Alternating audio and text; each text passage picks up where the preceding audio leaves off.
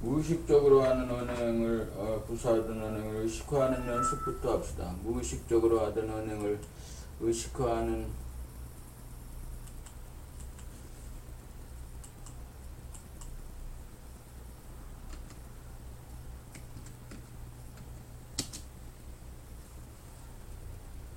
무의식적으로 하던 언행을 의식화하는 연습부터 합시다. 이런 거죠.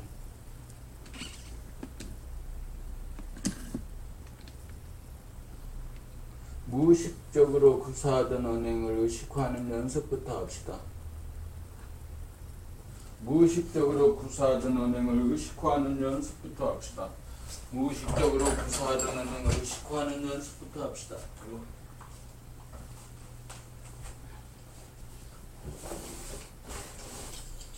무의식적으로 구사하던 언행을 의식화하는 연습부터 합시다. 무의식적으로 구사하던 언행을 의식화하는 연습부터 합시다.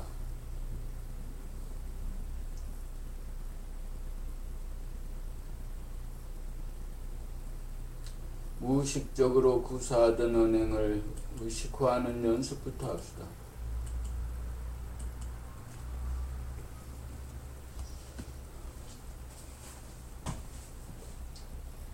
무의식적으로 구사하던 언행을 의식화하는 연습부터 합시다. 무의식적으로 구사하던 언행을 의식화하는 연습부터 합시다. 내면을 관찰하기 이전 단계로서 자기가 자기의 걸음걸이를 의식합니다. 어떤 식으로 밥 먹는지 알아차립니다. 말을 하는 순간 어떤 식의 억양으로, 어떤 음색으로, 어떤 강도로 말을 하는지 잡아가는 것이죠.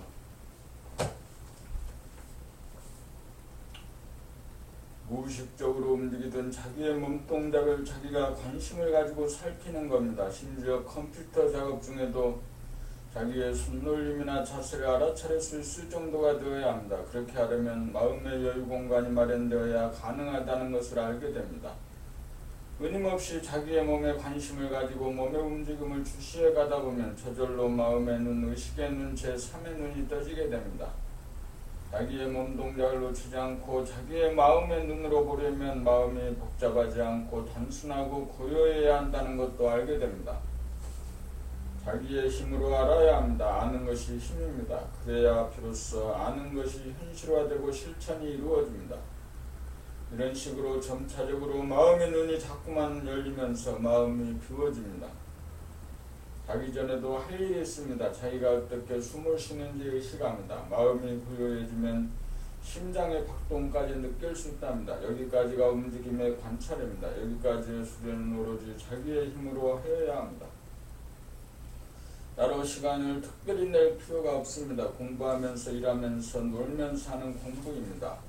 생활 가운데 자기를 돌아보는 연습을 끊임없이 하는 것입니다. 처음에는 하지 않던 짓이라 자꾸만 놓치고 망각하게 되지요. 그러나 실망하지 말고 다시금 시작하면 됩니다. 그렇게 하여 놓치지 않을 정도가 되어야 합니다. 노력을 하여야 합니다. 노력이 없이 되는 일은 아무것도 없습니다. 이 글을 읽는 즉시 시작하십시오. 사주팔자를 뜯어고치는 일입니다. 당신의 의식, 인류의 의식을 한 단계 끌어올리는 위대한 일입니다. 이 간단한 방법을 따라하기만 하면 의식의 진화가 이루어집니다. 옴13 육안과 시만. 육안은 물질로 된 눈이라 물질의 표면만 볼 수 있는 눈이다. 시간과 공간에 한정된 주관적인 안목으로 시간과 공간에 한정된 대상을 보는 눈이다. 거기에는 유치와 방향, 거리에 따라 달리 보이는 현상세계가 벌어진다. 육안은 조건이 부여된 눈이다. 육안으로 살다 보면 어느새 선입관이나 고정관념이 생기기 마련이다. 육안으로 살다 보면 경험, 업이 자꾸만 쌓인다. 그리하여 자기의 의견이나 견해 또는 주장이 생긴다. 이것을 자기로 알고 행세하며 산다. 그러다 보니 나와 남으로 분열되면서 대립, 갈등, 투쟁, 화해, 협상, 절충, 타협의 세상이 벌어진다. 나와 남으로 이원적인 구도가 잡히면서 마음과 몸, 남과 여, 노와 소, 착함과 악함, 옳음과 그름, 있음과 없음, 큰과 작은, 보수와 역신 등으로 갈려 싸움이 벌어지기도 하고 타협하기도 하고 휴전하기도 한다. 그러나 이러한 육안으로서는 진정한 자유와 평화와 행복의 세계는 결코 열리지 않는다. 진정한 개혁은 의식의 개혁이고 의식의 개혁은 심한 영안을 여는 데 있다. 육안은 그 속성상 외부로 표면으로 향하는 눈이다. 육안으로는 나타난 현상이나 물질밖에 볼 수 없다. 그러므로 육안으로 과학과 기술의 발달이 가능하다. 그러나 육안으로는 의식의 세계, 내면의 세계는 볼 수 없다. 눈에 보이지 않는 세계를 보려면 심안을 열어야 한다. 심안을 열기 위해서는 육안이 지향하는 시선의 정반대 방향으로 끝까지 돌이켜보아야 한다. 처음에는 잘 보이지 않지만 자꾸만 돌아보고 또 돌아보면 심안이 열린다. 육안의 주인이 있는 줄 알았는데 계속 돌아봄으로써 자추가 묘연하다는 것을 알게 된다. 나라고 하는 실체가 있는 줄 알았는데 텅 비어 있음을 보았으니 심안이 열린 것이다. 심안이 열려야 대립 갈등 투쟁의 거짓이 사라지고 사랑과 평화와 깨달음의 진실이 보인다. 심안이 열려야 가짜가 맥을 추지 못하고 사라진다. 심안이 열려야 지혜와 깨달음의 눈이 떠져 의식의 진화가 이루어진다. 육안을 작동 잘 시키면 고장 먹고 사는 문제를 해결해 줄 뿐이고 심안을 떠야 의식의 진화가 이루어져 사람 노릇 제대로 하며 산다. 마음의 눈을 뜨지 못하면 본인이 괴롭고 남이 보기에도 괴롭다. 그러나 심안은 자기의 선택과 결단에 의거 스스로 노력을 해야 열리는 눈이다. 세상에서 돈이면 안 되는 일이 없지만 심안을 돈 주고 살 수는 없다. 가급적 빨리 돌아보며 삶을 발전시키기 바란다. 봄 14. 불안공포에 시달리는 마음. 불안공포에 시달리는 마음. 불안공포에 시달리는 마음. 불안공포에 시달리는 마음.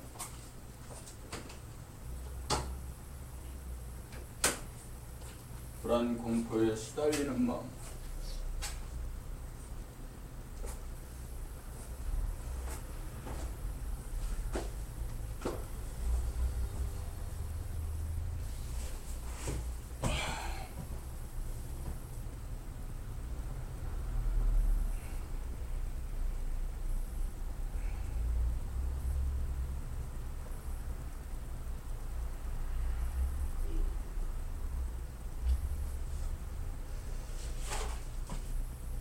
당신은 불안공포에 시달리지 않으십니까? 불안공포로부터 자유로우십니까?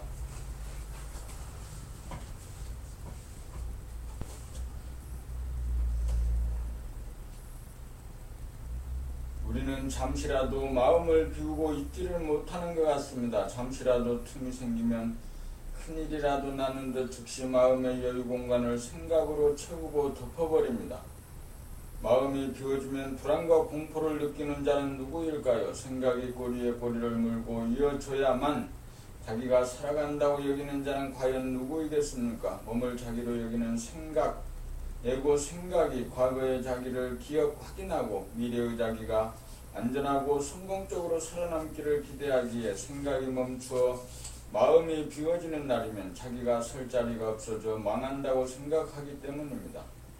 다시 말하면 마음이 비워지면 에고의 입장에서는 죽음으로 간주되기 때문입니다. 에고가 존속하기 위한 일환으로 에고는 과거 생각 아니면 미래 생각을 하는 것입니다.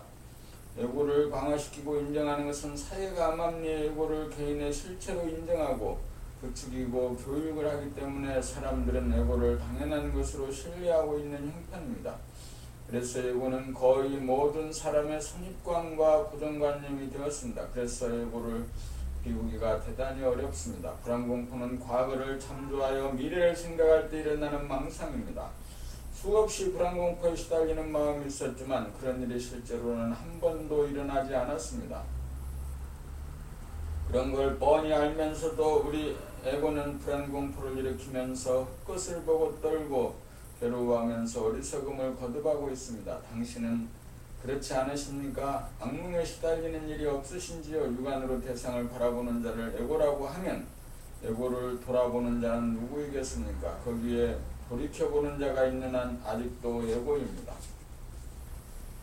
보는 자가 봄이 되어야 주게 그 합일이요 안과 박의 통일입니다. 그렇게 되어야 마음이 비워진 것이지요. 그렇게 되어야 안과 박이 하나의 장에서 만나고 공존하고 균형이 잡힙니다.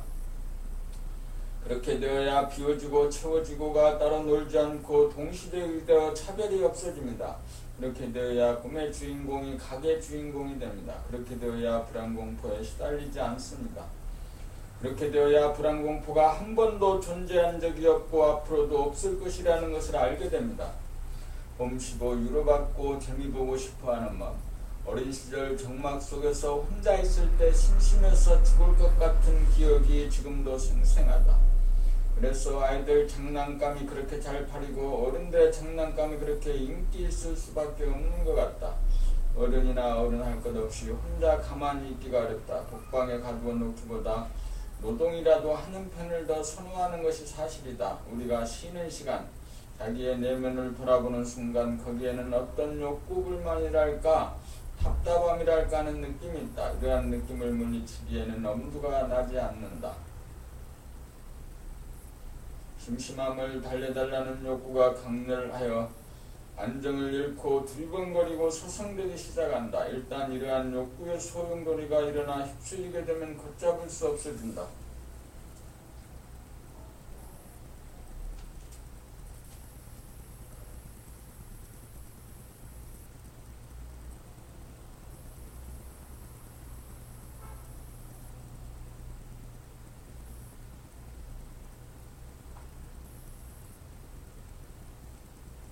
심심함을 달래주고 욕구불만을 풀어주기 위해 끌려나가지 않을 수 없다.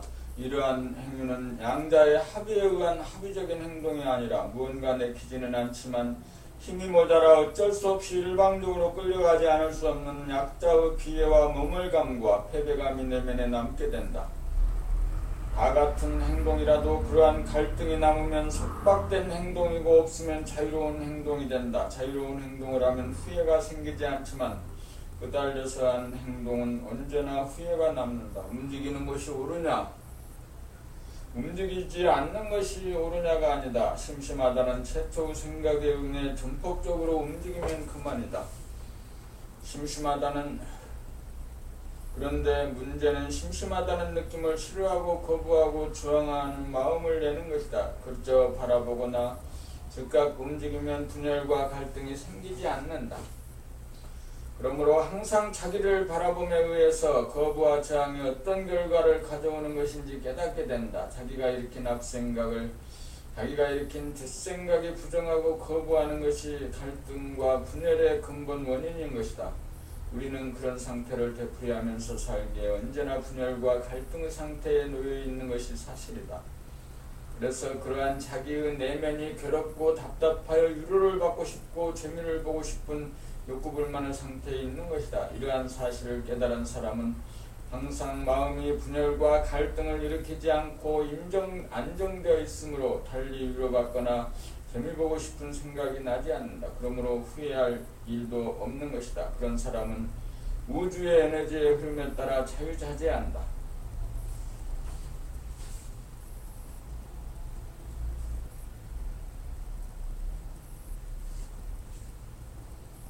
봄16 자탐구를 통한 깨달음의 길, 나라고 하는 자의식, 자아의 동물의 눈은 먹이를 구하기 위해 밖으로 열려있다. 그러나 사람의 눈, 마음의 눈은 속과 안까지 볼 수 있는 잠재 능력이 있다. 사람은 반드시 잠재된 마음의 눈, 제3의 눈을 떠야 한다. 만약 이 일을 등한시하면 인류는 약육강식가 하는 고등동물의 수준을 못 벗어날 것이다. 물은 하늘로부터 떨어져 산골짜기로 모여 개울물이 되고 시냇물이 되어 흐르다가 강물이 되어 바다로 간다. 그리고 다시 하늘로 올라가 구름이 되어 떠돌다가 비가 되어 땅으로 떨어진다. 물은 이와 같은 일을 끝없이 반복하고 있다. 물은 내려가고 수증기는 올라간다. 물은 내려갈수록 부정물이 되므로 바다에서는 소금으로 부패와 악취를 방지하면서 저장하여 두었다가 다시 하늘로 올려보낸다. 공기를 깨끗이 하기 위해서는 더러움을 떨구어 자신이 깨끗해지지 않으면 안 되기 때문이다. 물은 하늘과 땅을 왕래하는데 불편 넘는 몸으로 하늘과 땅을 청소하는 한편 공기와 흙의 습도를 조절하고 땅 위에 사는 동식물을 살리는 살림살이를 한다. 지구는 물과 흙과 공기와 불로 이루어져 있고 식물이나 동물이나 사람의 몸도 마찬가지다. 그렇다면 물, 흙, 공기, 불이 최초로 생긴 곳, 솟아나온 곳이 있을 것 아닌가? 우리는 물이 솟아오른 샘터랄까 근원지를 알고 싶은 마음이 간절해진다. 근원으로 가는 길은 물길 따라가는 길이 아니고 물길을 거슬러 올라가는 길임에 틀림없다고 생각한다. 그것에 당도하기 위해서는 흐름에 떠내려가지 않고 상류로 거슬러 올라가야 한다. 잠시도 쉬지 않고 올라가지 않으면 떠내려가 그것에 당도할 수 없기 때문이다. 불철주야 예면을 바라보는 자를 돌아보다가 보면 어느 날 돌아보는 자, 거슬러 올라가는 자가 갑자기 진짜 사라진다. 지금까지 분명히 존재해왔던 그 추구하던 자, 예고가 거짓말처럼 사라지는 것이다. 그리하여 꿈에도 그리던 물의 고향, 샘터, 근본, 존재의 고향에 당도하는 것이다. 자아가 없다는 사실이 보이는 것이다. 마음의 눈이 떠진 것이다. 이것을 자아탐구를 통한 깨달음의 길이다. 이것은 자아탐구를 통한 깨달음. 봄에 싹이 나오고 여름에 무성하고 가을에 떨구고 겨울에 뿌리로 돌아갔다가 다시 봄이 되면 싹으로 나온다. 봄에서 겨울로 가을로 여름으로 역으로 한 바퀴 돌아 봄으로 와 봐야 천지가 늘 봄인 줄 알게 된다. 그렇게 되어야 흐름에 떠내려가도 조금도 잘못이 없다. 거슬러 올라 근원에 도달하면 물은 다시금 흘러내린다. 물이 흐르는지 흐르지 않는지는 근원에 가보아야 한다. 물은 흘러가는 것이 아니고 그냥 흐름에 내맡기고 가만히 있는 도리를 드디어 알게 된다. 몽땅 흐름에 내맡김으로써 물은 물의 도리를 다한다. 철들지 않은 사람은 가만히 있지 못하고 부스럭대는 바람에 낭패를 당하고 고생이 막심해진다. 철이 들지 않아서 그렇다. 철이 들려면 고생을 해보아야 한다. 고생 끝에 낙이다. 그러므로 자아탐구를 통해 자아가 없는 도리를 확실히 깨달아야 한다. 산절로 수절로 산수간에 나도주노라는 도리를 깨달아야 한다. 봄 17 오직 한 길이 있을 뿐 우리가 가야 하는 길은 어떤 길일까요? 이 길은 가지 않으려야 가지 않을 수 없는 길입니다. 사람이라면 누구나 걸어가야 하는 삶의 길입니다. 사람마다 욕구가 다르고 희망사항이 다르고 표현이 다르지만 한마디로 우리가 온 까닭은 소원을 성취하기 위함입니다. 어떤 성취일까요? 부자가 되고 싶고 유명인사가 되고 싶고 권력도 잡고 싶고 취미생활도 마음껏 하고 싶고 실컷 놀고도 싶고 여행도 마음껏 하고 싶고 이루 말할 수 없는 꿈과 희망이 있을 것입니다. 우리는 이러한 꿈과 희망을 실현하고자 여기 이렇게 살고 있는 것이지요. 그런데 사람마다 자기가 타고난 소질과 적성이 있으므로 그것을 잘 개발하면서 나아가야 합니다. 자기가 하고 싶고 자신이 서는 분야를 따라가는 길이지요. 그것이 자기가 가는 길입니다. 자기가 처한 환경과 자기의 잠재력이 만나 자기가 길을 개척하면서 한 발짝 한 발짝 가는 길입니다. 이 길을 개척하며 가는 그 역할이 바로 하늘의 명이요 사람의 소임입니다. 이른바 자기의 인생, 자기의 삶입니다. 이 길을 발견하고 이 길을 통해 가야만 자기의 소원을 성취시킬 수 있습니다. 장군이 되고 대통령이 된다고 소원이 성취되는 것은 절대 아닙니다. 각자가 가는 그 길을 발견하고 확신을 가지고 노력하면 무언가 모를 힘이 뒷받침해 줍니다. 하늘은 자기가 타고난 잠재력을 실현시키는 사람을 적극 밀어줍니다. 그 일을 하는 것이 기쁨이 되고 그 일을 통해 재능이 개발되고 덕분에 먹고 사는 일도 해결됩니다. 글을 쓰고 싶은 사람이 밥 먹고 살 욕심에 글쓰기를 버리고 다른 분야로 나아가 성공을 거두었더라도 그것은 자기 실현이 아니기에 소원의 성취라고 볼 수 없습니다.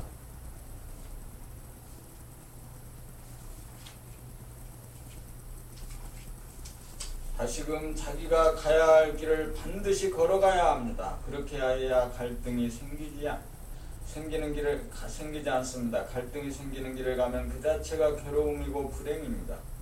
갈등이 없는 삶은 마음의 안정에 기인합니다. 마음이 안정되면 천지만물이 다 자기의 것이 되었으니 큰 부자가 되었습니다.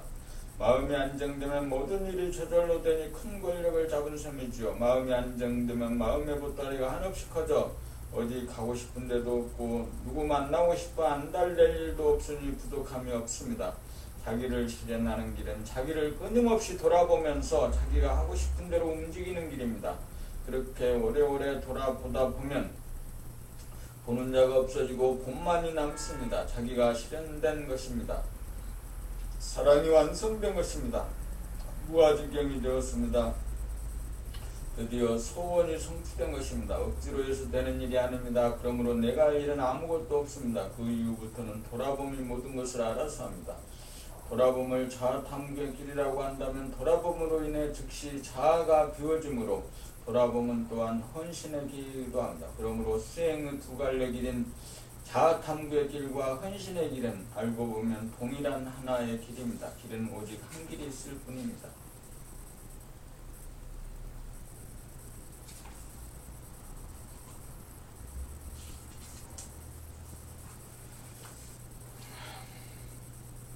길은 오직 한 길이 있을 뿐입니다.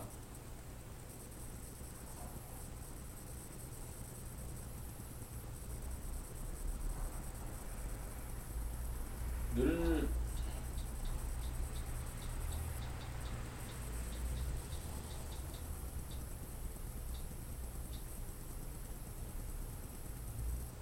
율법의 생활 이 두 번째로 이것을 해주고